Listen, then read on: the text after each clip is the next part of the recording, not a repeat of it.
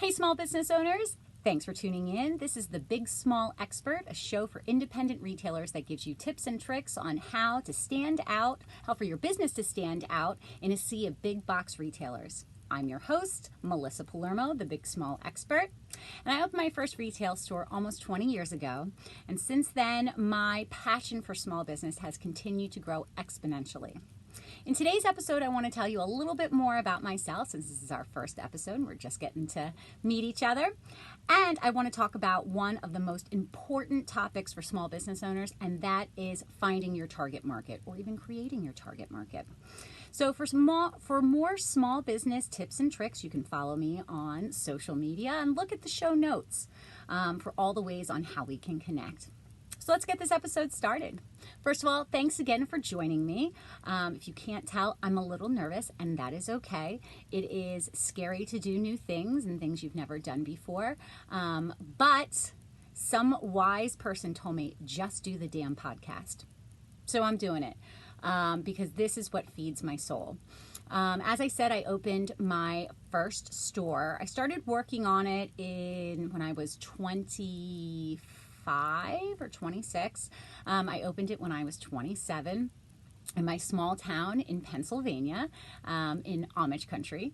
And I have continued to learn and grow. And I see things. I go places, I travel. I'm a consumer just like anybody else. And I go and I love to patronize small businesses because the impact that my dollar makes at a small business is much, much greater than my dollar makes at a faceless, nameless, big box retailer. So I have continued to learn, and I see things and I go, I wonder if this business realizes that the sign on their front door is the most off-putting thing, and chances are they're losing business. I want them to survive. I want them to thrive. I want them to be successful. I am one of the biggest cheerleaders for small business. I was recently in one in my travels, and it was dead silent in there. I mean, there were shoppers, there were employees, no music, no nothing. And it was a tourist destination. It was a place to buy souvenirs. And there was absolutely dead silence if no one said anything. It was uncomfortable. You should not be uncomfortable when you are looking to spend money. It should not be hard to buy something, period. And that goes for your customers. That goes for you too. Because we as small business owners are also shoppers. We also consume things. We also need things for our personal lives and our businesses. So keeping that in mind when you are going out and supporting other retailers, keep in mind that it should not be hard to buy something, period. It's also not a privilege to buy something. I always find it to be interesting, especially in my town. If let's say we get a new fast food restaurant, people will be talking on Facebook or talking to each other, and they'll say, hey, we're getting a blah, blah, blah, blah, blah. Really? Like it's a privilege. Like we have finally done something to earn the ability to buy food from this place. So I always try and keep that mentality in mind too, whenever I am opening a business, whenever I am thinking about a new business or helping a new business, that you want people to really be excited and for them to feel like it is really a privilege to have you in their area, which is amazing. That love and support will pay back tenfold. So that's a little bit about me. As this podcast goes along, I'm sure we'll get to know each other more and more. But I just wanted to tell you a little bit about myself. And now let's get into the real meat of this podcast. And that is talking about tips and tricks for your small business. Today's topic is finding or creating your target market. A lot of businesses will, they'll go and you'll say, who's your target market? And they will say, everybody. Like, everybody can buy this. Everybody can buy that. That's true. And I think a lot of times they are afraid, and I would caution you to not be afraid to go ahead and try and drill down on exactly who is coming into your door or who you want to come into your door. By creating a target market, you're not excluding sales. You're not excluding shoppers. So I usually start with really easy questions. Do they tend to be male or female? A lot of times it's women who go into small businesses. They tend to be the decision makers. They tend to be the shoppers. They tend to be the ones who are in charge for buying gifts, things like that. So is it male or female? Okay, we'll say it's a woman. What age do you think that woman is? That's always the hard part. That stops people because they'll say, well, we've had as young as 12 all the way up to as old as 80 coming through our doors and spending money. That's fine, but that's not a target market. We, as small businesses, only have a very, very small amount of money to spend on marketing. Let's face it, we do. So if you take a bucket of 100 fish and you dump them into the ocean, or if you take 100 fish and you dump them into a bathtub, you're going to get more results visibility-wise from the fish in the bathtub, obviously. The big box stores have huge marketing departments. Sometimes they have them in-house. Sometimes they have them out-of-house. They also have incredible budgets. We don't have that. We have every single dollar that we spend is a really hard-earned dollar. So choosing where to spend it and how to advertise is so important. And once you find your target market, or once you create your target market, it will dictate so many things to you. It'll tell you what products to carry. It will tell you what music to play. It will tell you what hours to be open. Let's say you have your target market is middle-aged women who tend to be very active in their church. So chances are they're going to church services on Sunday morning. Is Sunday morning the best time for you to be open? Probably not. You're going to want to catch the after-church crowd, which might be, say, 11 to 3, not 8 in the morning. Things like that.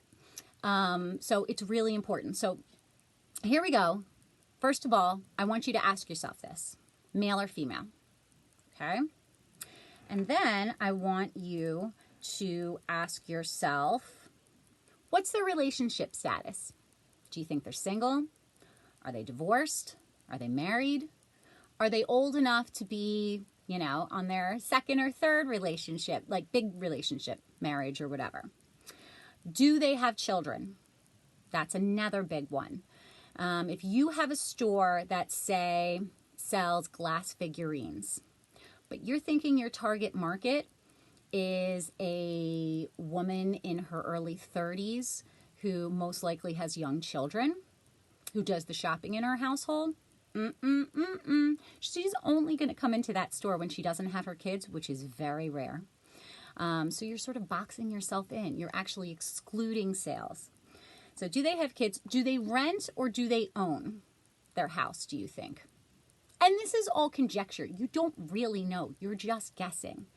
But it's really important to think about, because let's say they tend to be more renters. Well, if you decide to do one of those large mailings, say Valpak or one of those big coupon envelopes, most of the time they don't send to renters. They send to homeowners. They send to certain types of property values and houses. So here you go again. You could be spending money that's not going to reach the audience that wants to come in your door. What is their work status? Do they tend to work part-time, full-time? Not at all. Are they too young to work? Are they retired? That will change when the hours are. If you've ever gone into, say, a fitness center, a health club, a gym, it's really interesting because chances are in the early morning, you'll have people who are working full time. Then it will slowly ease into retired people who are there around lunchtime or into the early afternoon.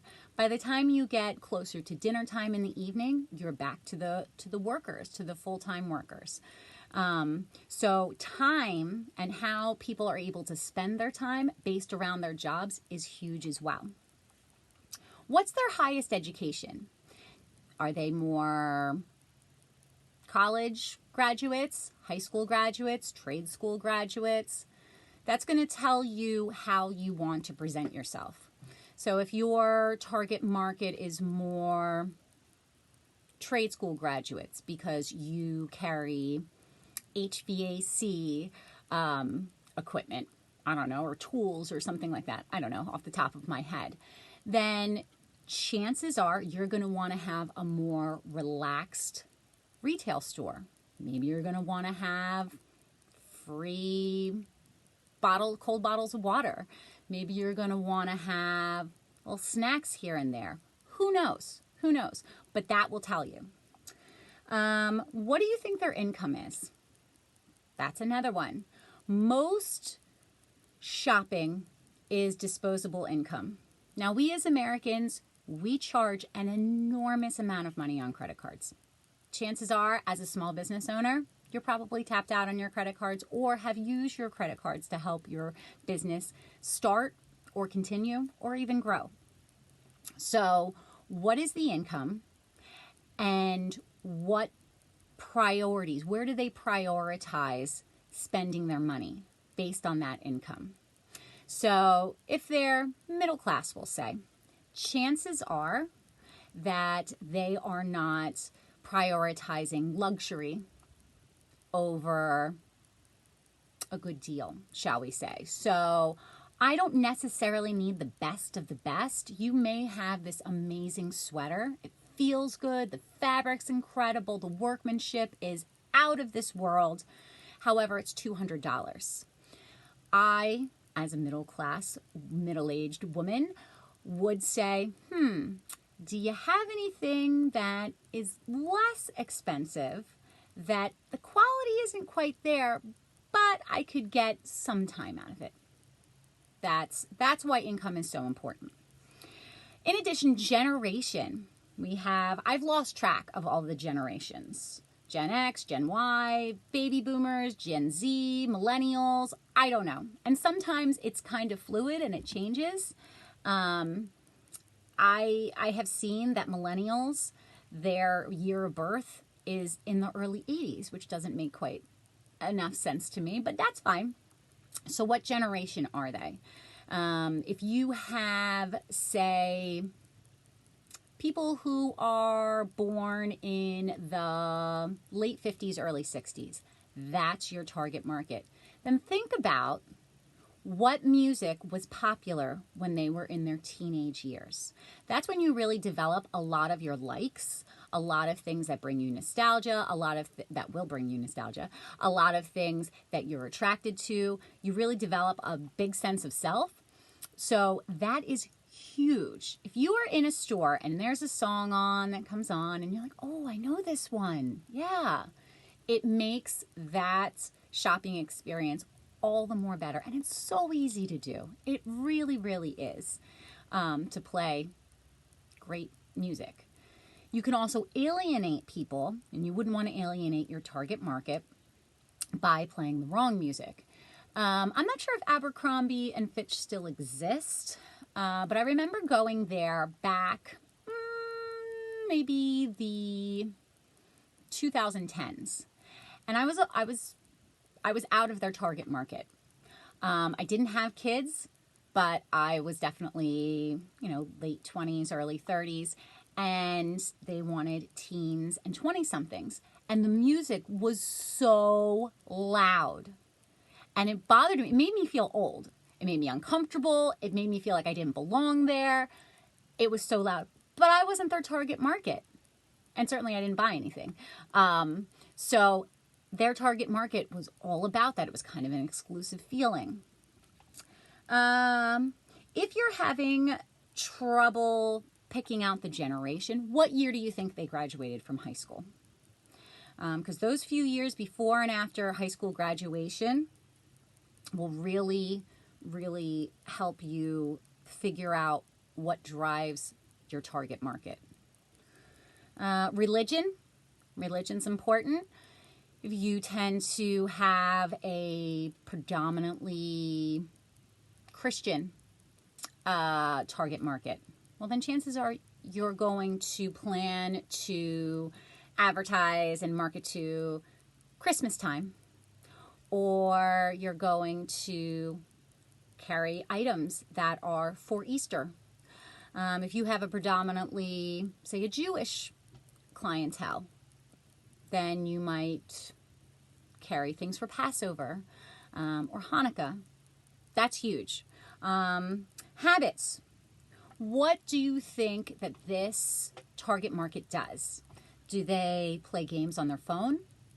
Are they on Facebook? Are they young enough to be on Instagram? Do they really get most of their social media somewhere else, like Snapchat? If you don't know what a Snapchat is, that's okay, as long as a younger demographic is not your target market. What else do they do? Do they tend to have pets? Do they have dogs? Do they have cats? Do they like to go for walks? Do they hate the cold weather? Do they tend to have a pool membership to the community pool? All sorts of things. Do they get books from the library? Do they grocery shop once a week? Do they have their groceries delivered? Do they want that kind of convenience? Are they a customer who demands convenience? And that is your message that you lead with. What are some of the things that they do spend their disposable income on? That's another question. Do they tend to get their hair done, their nails done?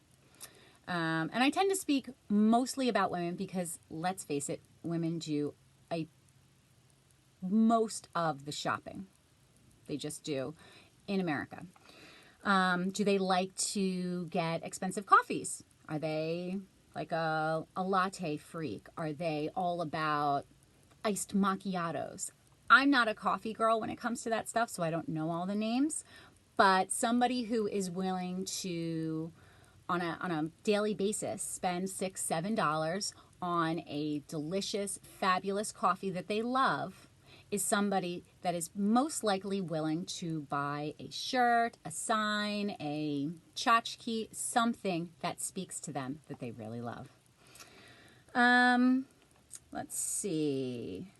How do they get their news? That's another good one. Are they still tuning into the 6 o'clock news? Chances are that's going to be somebody who is of an older demographic. Do they get their news through TikTok? That's going to be a younger demographic. You can really drill down. And I know it's going to be uncomfortable and you're going to feel uncertain and you're going to feel like you're guessing. And that's true. You are going to be guessing. But it's really going to help you in the end. I promise you that. It is going to help you in the end. Last thing is, what would you say their likes and dislikes are?